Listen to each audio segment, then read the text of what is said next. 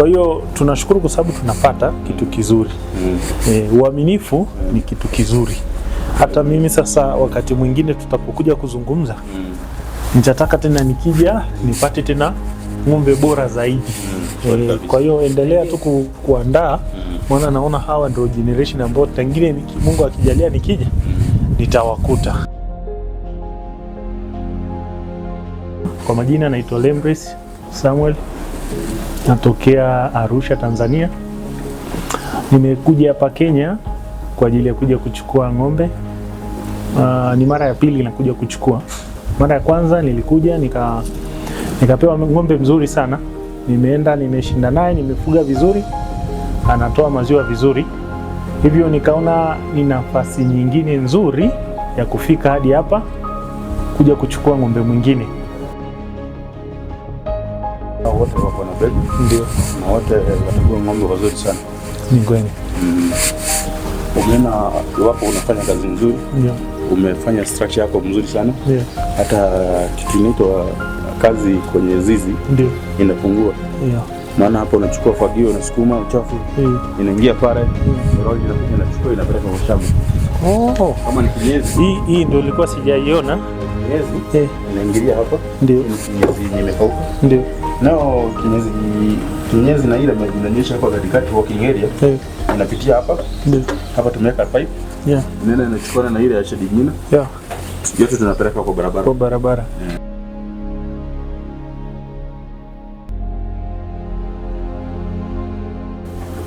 Ili tuweze kupunguza kuumia unapoamua kuingia kwenye ufugaji, inabidi uangalie kwanza ubora wa ng'ombe. Yaani kabla ya kwanza kuhangaika tumpe nini ng'ombe, inabidi kwanza ng'ombe awe bora ili akupunguzie wewe mkulima maumivu au kuteseka kwa kufuga muda mrefu na kupata kipato kidogo. Sasa mimi niliamua kufanya hivi kwa sababu nilianza na mmoja na naona sasa naenda kwenye wa pili ambaye naenda kufanya vizuri, na naamini ataenda kufanya vizuri kwa sababu nimemwangalia ng'ombe ana ubora mkubwa na ataenda kunipa mafanikio mazuri.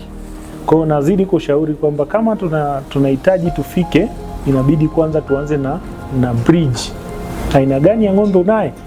Anakamuliwa kiasi gani cha maziwa? Tukija hapa kwa Paul tunapata ng'ombe ambao wana ubora mzuri na wanafanya vizuri. Tena upate umeuzua hiyo ng'ombe, ng'ombe ni pure breed. Ile ng'ombe atakufundisha namna gani anatoa lita 5. Fikisha akizaa anatoa lita 6. Unaona? Lakini bado unapata watu wengine bado wanakuzia ng'ombe mzee sana. Mnakupa ng'ombe ambaye sio ng'ombe mzuri. Ni kweli.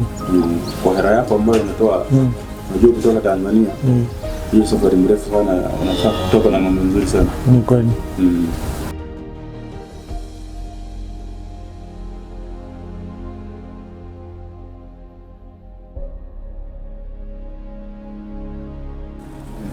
Na nachopenda sana kuja kuchukua hapa kwa Paul ni kwamba Paul ana usafiri wake binafsi.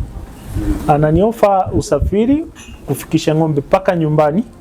Ananiofa clearance, kitu ambacho huwezi kukuta kwa kila farms.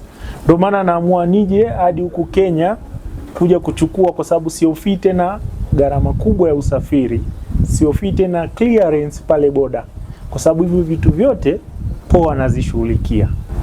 So I'm very happy, Mr. Lembris. So keep on